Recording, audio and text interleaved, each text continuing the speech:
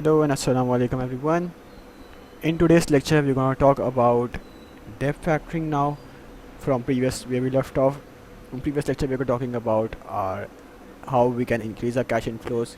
We talked about 5 different methods, and now let's talk about the last method, that is Deb Factoring, before moving on to how we can decrease our cash outflows. Okay, so without further ado, let's begin. Debt factoring involves selling of invoices or claims on trade receivables to a debt factoring company or third party company, which will give immediate cash but not the full amount of the trade receivables. That is, the full value is not paid. Usually 80% or 90% of the value of the trade receivables is received. So basically what happens is that, okay, you made a sale to your customer. Okay, let's say the product cost $10, or let's just be a little, let's say $100. Okay, it's a big, the product costs $100. Now the customer will pay it in a time of 1 month, but you want that cash as soon as possible. So what would you do to prevent that? If you want the cash immediately, you will just sell this to a debt factoring company, okay, which won't give the full value, but you will get 80 to 90%, so somewhere around $80 to $90. So let's just say we got $85. Okay, we got $85 in 1 day only instead. Okay, that's what happened. So basically, instead of waiting for a 1 month, we just sold that to a debt factoring company and we got $85. Now yes, we don't get full value, some of that value is received, but that's an opportunity cost. Okay, you can't have the full money in 1 day. Okay, either you just wait for 1 month or you have 80 to 90% of that amount within 1 day. So that's up to the business needs. If it's in a dire need of cash, okay, it needs quick cash, it can just sell its trade receivables and get that money to pay for the expenses. So it is a short-term solution only for a cash flow problem. Okay, it's not used for some other source of finance. This source of finance is only used for managing your cash flow problems. It will eat into profit margins in the short term as well. So as you can see, okay, $100, $85. Let's say the profit that we made on this was $100 was the selling price of it. Okay, so let's say we made a profit of $30. Okay, $30 was our profit per unit. Okay, how is that? So let's just say we got $30 profit from that, but since we are getting $85, we're not getting this full profit from this 1 unit. We are getting somewhat of a less profit. So of course it's not just about the direct profit that you're getting, because in order to calculate profit you need to know your total cost. So total cost is not just your one variable cost, it's about the lots of variable costs plus fixed cost. Okay, so it's not that it directly eats up to your profits, but yes, a little by little it starts eating up your profits. So you don't want that. Okay, it's in the short term only. So customers might not like having their debt sold to a third party company, because they will now have to deal with someone outside of the original business. Therefore customers might not want to deal with business again in the future, although the chance of this happening is very small. Okay, so it's a little small drawback, other than the thing that you don't have your full amount, is that your customers might just switch brands or like go to some other business because they don't want to deal with third party companies. But this is a very small thing, but yes, this can happen, so I had to mention that as well. But it's not always the case. Our main drawback is that we are not getting the full amount, we're getting 80 to 90% of it, because of which it's only a short term. It eats into the profits in the short term, but let's just say it eats into the profit in the short term, but let's say we were able to pay for expenses on time, and because of that we were able to purchase better machineries, and using better machineries we were able to produce more, and we were able to provide a better quality, and with a better quality we got more sales and more profit. So in the long term it will be helpful. In the short term, not so much. It's only for like dealing your short term cash flow problems. It will eat into your profit margins in the short term as well, but it has the you know the possibility of increasing your profit margin in the long run if you use it wisely. So that's why a business will use debt factoring, and It's my one of the most favorite method among all these 6 methods that we've discussed. Selling assets and leasing back, and debt factoring. These are the two main methods I will go with. But yeah, loans is also a good option if you need short term, if you don't have enough gearing. So the use of debt factoring could send a signal to stakeholders that the business has a liquidity problem, and hence impact the relationship of the business with its stakeholders. If it's a public limited company, then shareholders would probably start selling shares, believing that the business is no longer a good investment. So it will indicate that okay, a business is suffering a liquidity problem, and your stakeholders will be born, and shareholders will even sell shares. So that could have a little effect on your image. That's also another drawback of debt factoring, of using debt factoring. But yes, if you are not a much of a reputable business, it's a small or medium sized business, there's not it's not you believe that it won't be much impactful to your stakeholders, and you can explain the situation to your shareholders, etc. So I would say this is the best method, one of the best method, if not the best, for short-term cash flow management. Okay, yes, it will cause some problems for large businesses, but generally for small businesses, we are seeing that small businesses did not have enough good methods of increasing cash inflows, so they could use this method to increase their cash inflows. So with that, we're done with debt factoring. That's almost half of the lecture. Wow. Anyways, moving on, we have how can we decrease our cash outflows. So decreasing cash outflows, we can use leasing, that is obtaining the use of equipment or vehicles from a leasing or financing company, so that assets are acquired over the medium term, paying a rental charge over a fixed period, but not having to purchase the asset at the end of the period. So that's a lot of thing in one sentence, so let's just break that down. Okay, you don't purchase the asset, you use the asset. Okay, you use the asset, and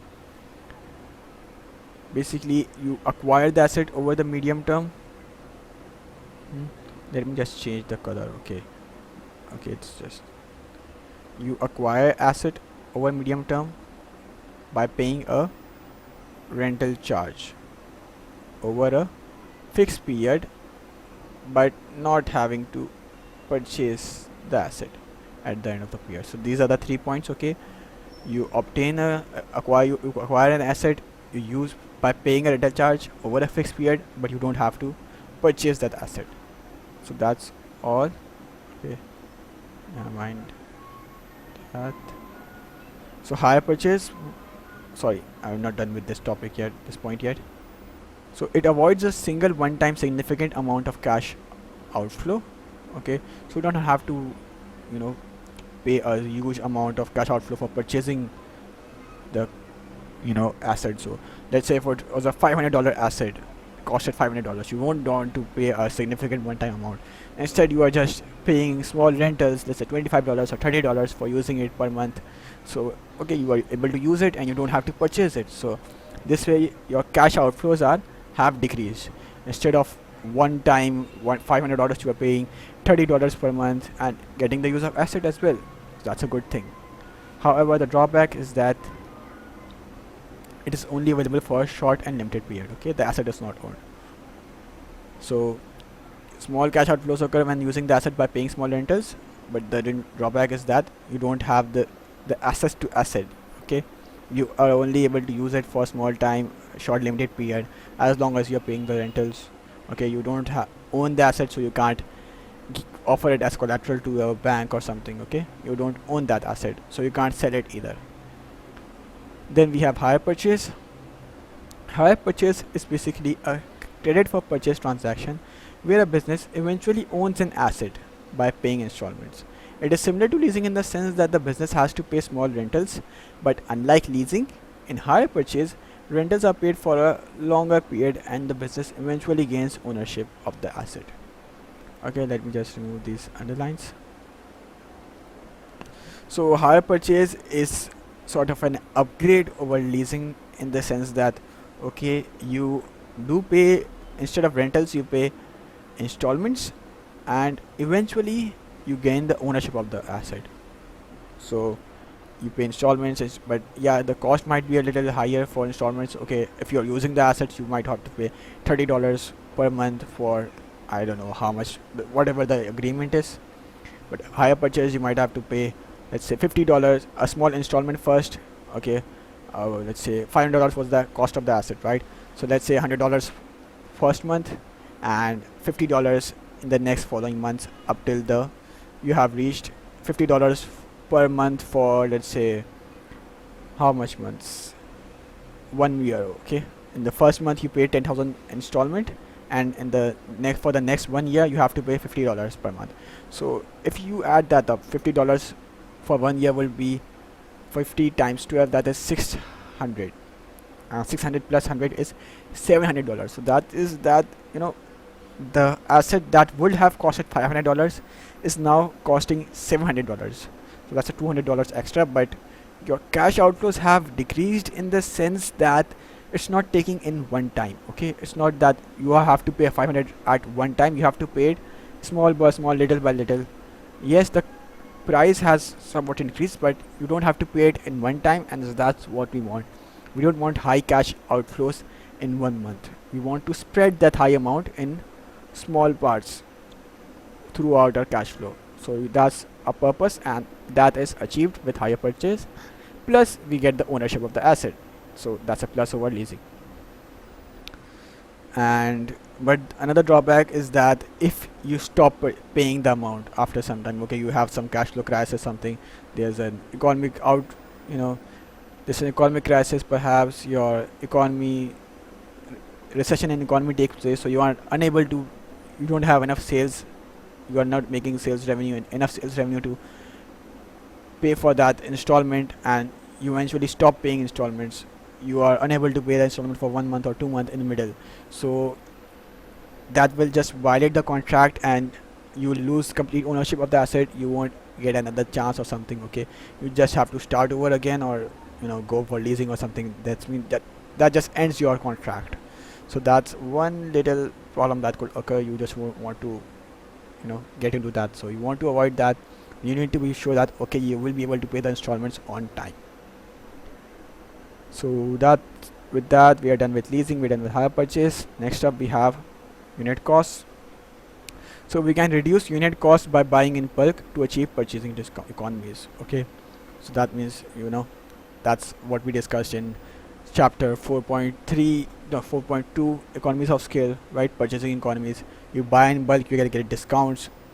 So if you are buying 100 units for $1,000, you can, if one unit costed, I can just write that down, if $1, just a minute, so let's say one unit costs $3. Okay, now you want to purchase, instead of buying small by small amount, you want to purchase one time only 100 units. Okay, if you purchase 100 units, you won't have to pay $300 instead.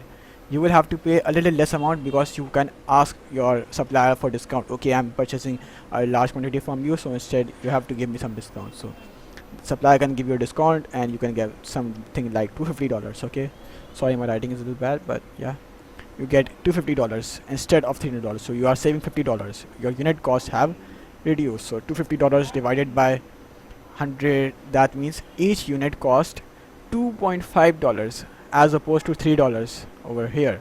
So yeah, that's a plus. Your unit costs have reduced. However, more space will be required to store high levels of inventory. That's one issue that is there. There are further risk or costs linked with the high level of inventory, such as warehousing and insurance costs, and the risk of obsolescence. So that we already discussed in chapter 4.3, inventory management. So you can look at that for more details about the costs and benefits of a high level of inventory, to provide a solid analysis points for bulk purchasing to reduce unit costs as a means of reducing cash outflows. So yes, your cash outflows will decrease since your unit costs have decreased, but there are opportunity cost. What is the opportunity cost? That's the risk associated with the high level of inventory. You need high warehousing cost. There's a risk of obsolescence and whatnot. We already talked about. It's a long list, and we've talked about that in chapter 4.3. You can look at that. With that, we're done for today, and there are a few points left which we're going to talk about in the next lecture. Thanks for watching, and Allah Hafiz.